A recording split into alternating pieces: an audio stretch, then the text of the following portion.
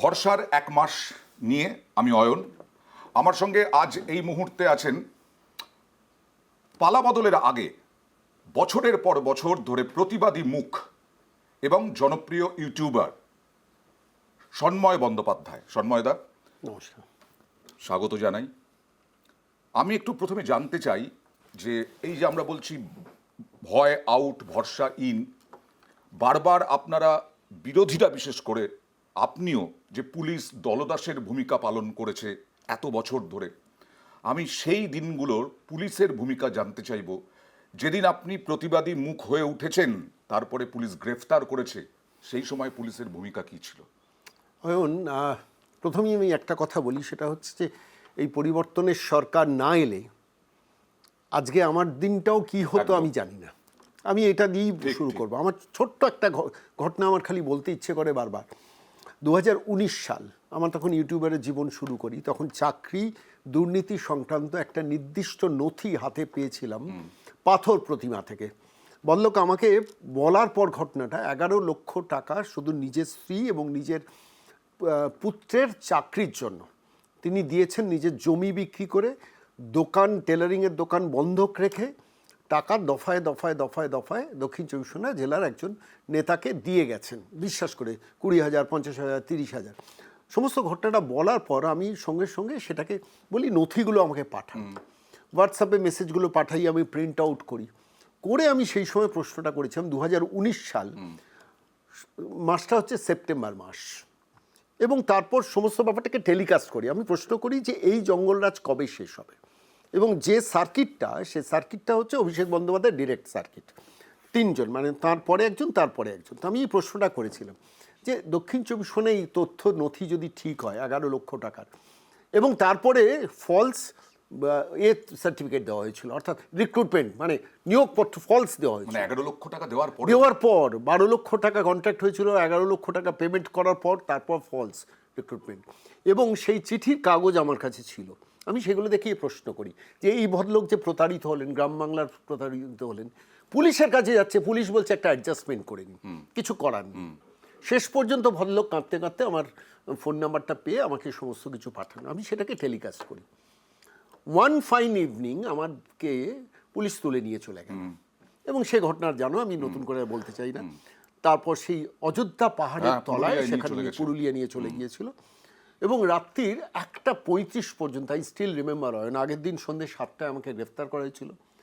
রাত 1:35 পর্যন্ত পুরুলিয়া থানায় একজন অ্যাসিস্ট্যান্ট একজন ডেপুটি কমিশনার পুলিশ, 2 জন অ্যাসিস্ট্যান্ট কমিশনার পুলিশ এবং একজন ইনভেস্টিগেটিং অফিসার, এতজন রাত 1:35 পর্যন্ত আমাকে ইন্টারোগেট করছে। হ্যাঁ, আমি কে তখন, আমি আজকে লোক চিনেছে আমি কথা বলি বলে।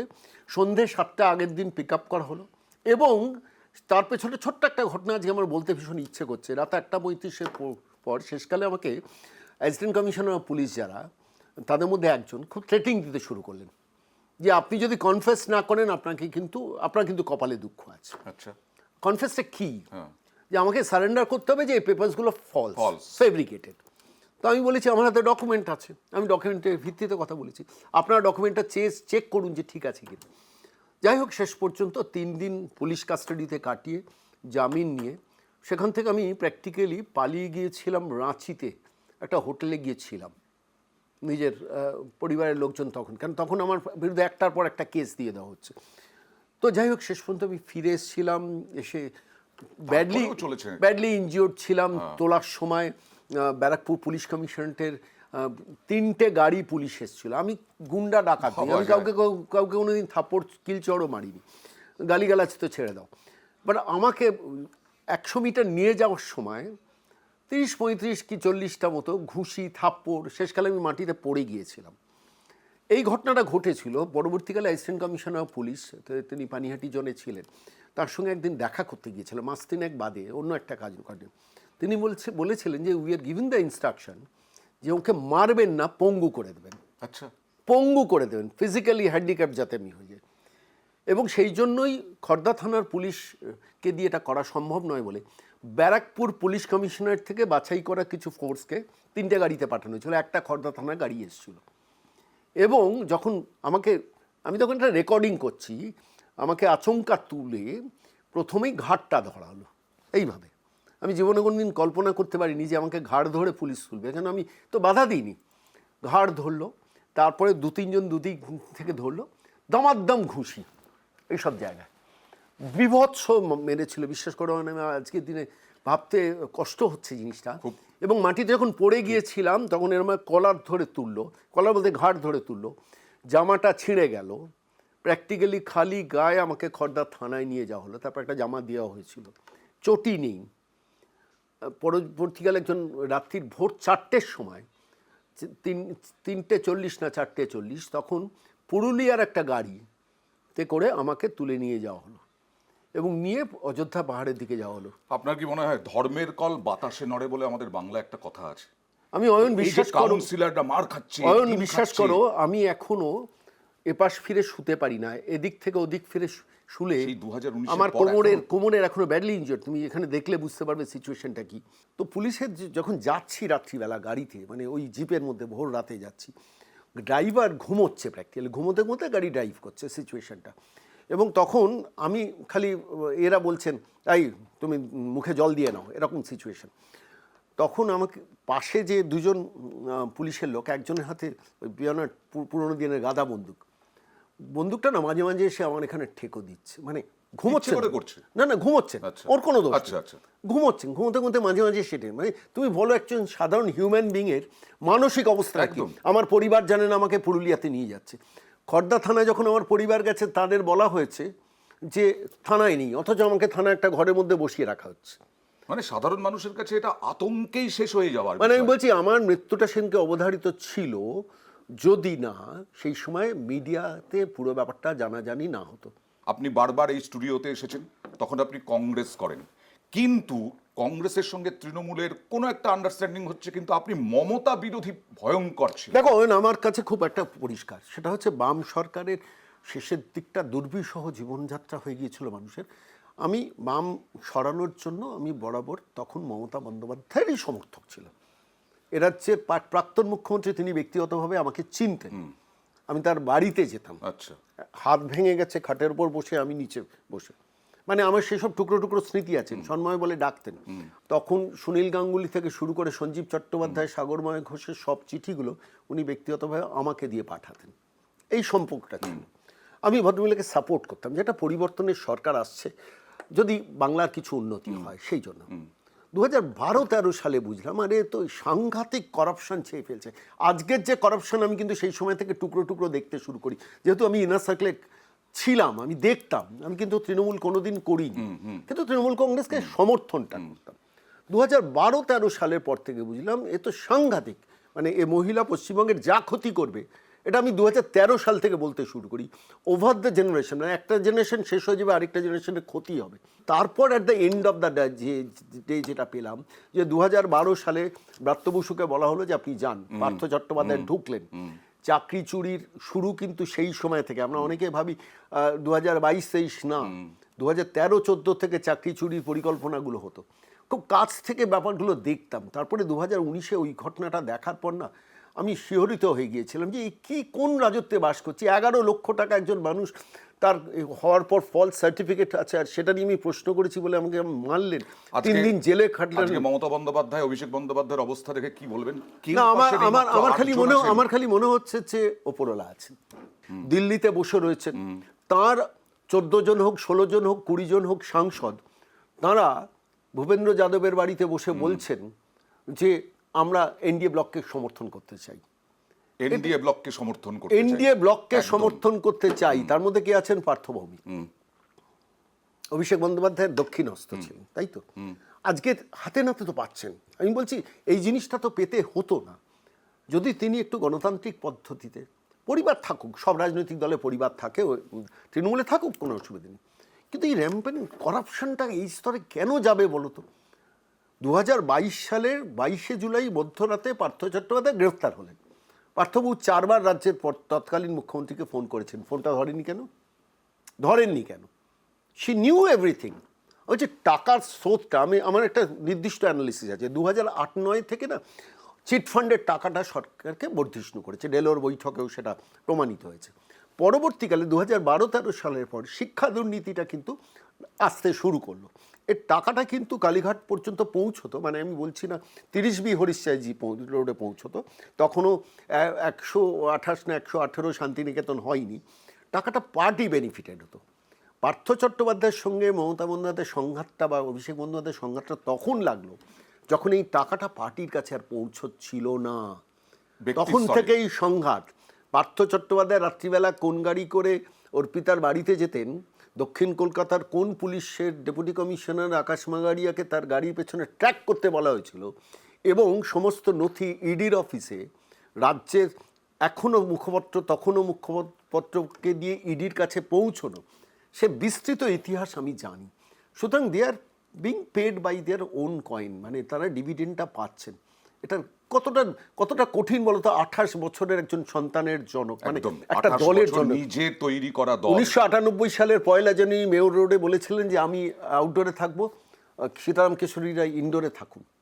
সেইখান থেকে আজকে মানে দলের দল থাকবে কিনা তার হাতে, প্রতীক থাকবে কিনা প্রতীক তার হাতে, থাকবে কিনা, এই নিয়ে তার থেকেও প্রশ্ন। বড় কথা হচ্ছে টাকাটা থাকবে কিনা।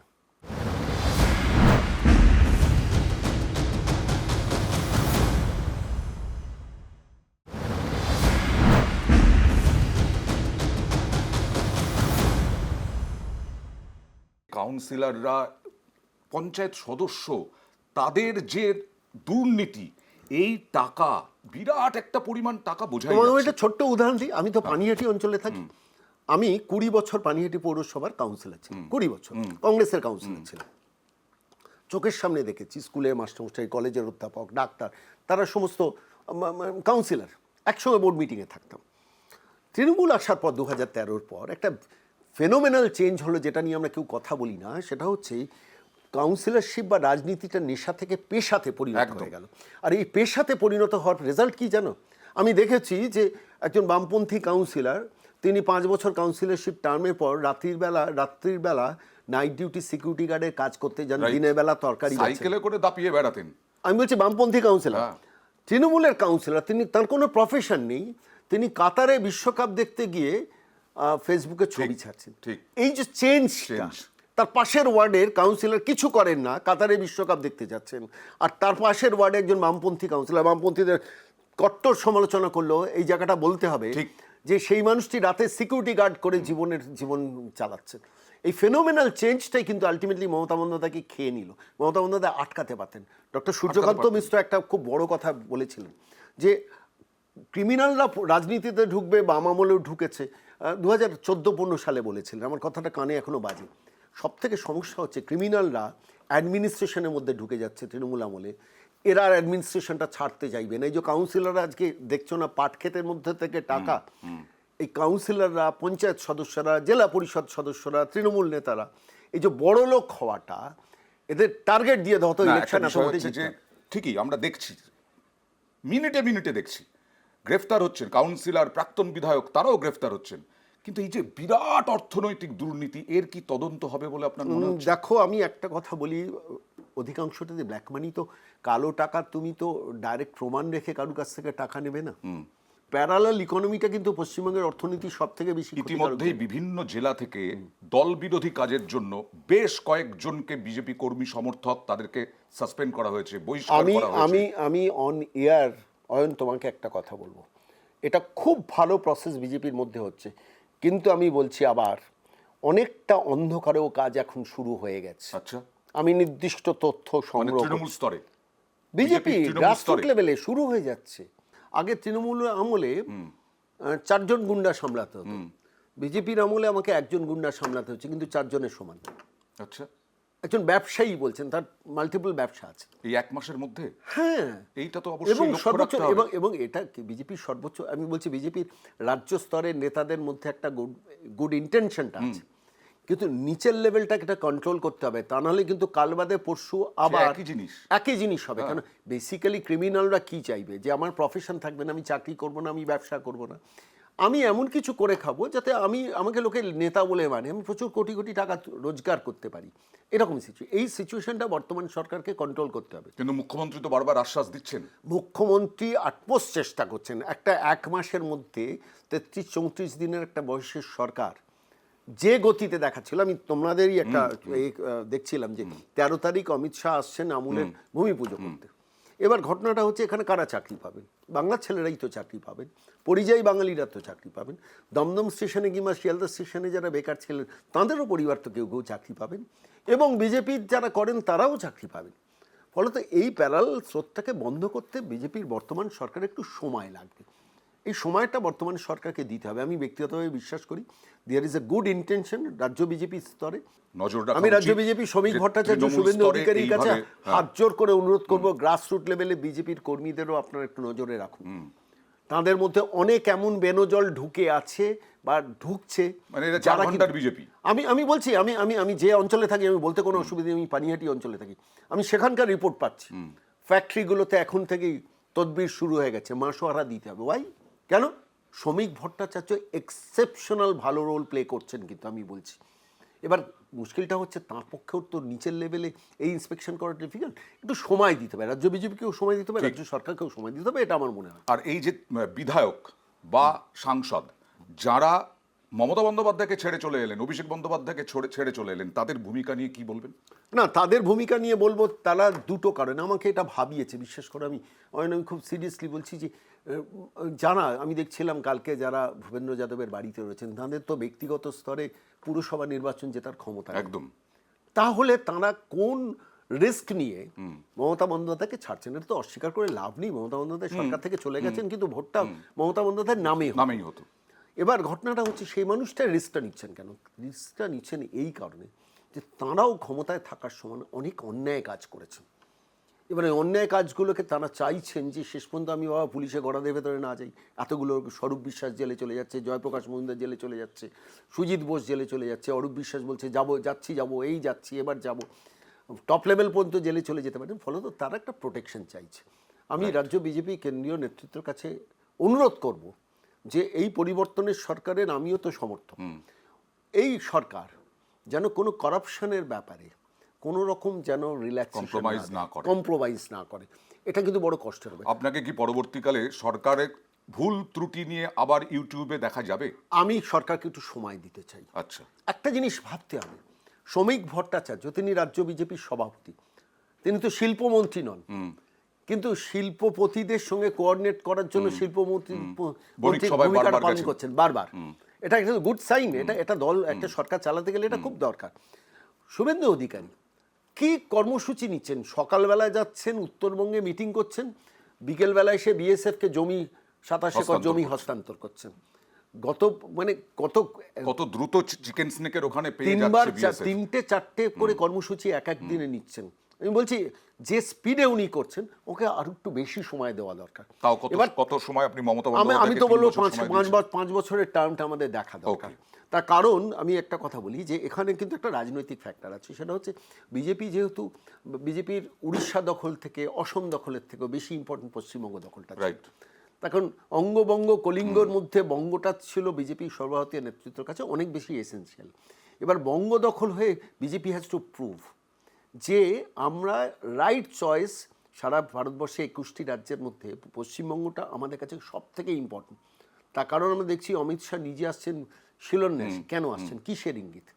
আর শুভেন্দু অধিকারীর মতো একজন মুখ্যমন্ত্রী পেয়েছেন। বিজেপির সর্বভারতীয় নেতৃত্ব শ্রমিক ভট্টাচার্যকে ফ্রি হ্যান্ড কাজ করার জায়গা দিয়েছেন। ফলে আমরা যারা সাধারণ মানুষ, আমরা যারা ভোট দিয়ে সরকারটাকে এনেছি, আমাদেরও উচিত 5 বছর তাদের কাজটা করতে দেওয়ার সময়টা। 5 বছর সময় চান সন্ময় বন্দ্যোপাধ্যায়। 5 বছর পর যদি সরকারের ভুল ত্রুটি ধরা পড়ে তখন তিনি আবার সোচ্চার হবেন। এত তাড়াতাড়ি আমি নেগেটিভ মাইন্ডসেটে যেতে রাজি নই। কেন যেতে রাজি নই? সরকারের প্রথম মর্নিং শোজ দ্য ডে, তো সরকার প্রথম 1 মাসে যে ভূমিকাটা, আচ্ছা বলো তো, আমি ছোট্ট একটু টাইম নিয়েছি। নমাজ পড়া রেড রোডে ব্রিগেডে শিফট হলো, কেউ প্রতিবাদ করেছে? কেউ করেনি। তারাও তো 3 মাসের মধ্যে মার্চেই কিন্তু রেড রোডে হয়েছিল। হ্যাঁ, রেড রোডে হয়েছে, সেইটা চলে গেল ব্রিগেডে। আজকে মেটিয়াবুরুজ, রাজাবাজার, এতে কোনোদিন আমরা ভেবেছিলাম যে হেলমেট ছাড়া মানুষ, মানে হেলমেট পরে সবাই ঘুরবে? সবাই তো মানছেন। ইন্টেনশনটা খুব পরিষ্কার হয়ে গেছে সরকারের আমার কাছে। সদিচ্ছা যদি থাকে তাহলে সবকিছুই বাস্তবায়ন করা যায়। শুধু শেষকালে একটা কথা বলো, মিডিয়ার থার্ড আইটা খুব ইম্পর্টেন্ট একটা সরকার ভালো চলার ক্ষেত্রে। ঠিক। সেটা আপনারা করছেন, অনেক ধন্যবাদ আপনাদের। অনেক ধন্যবাদ।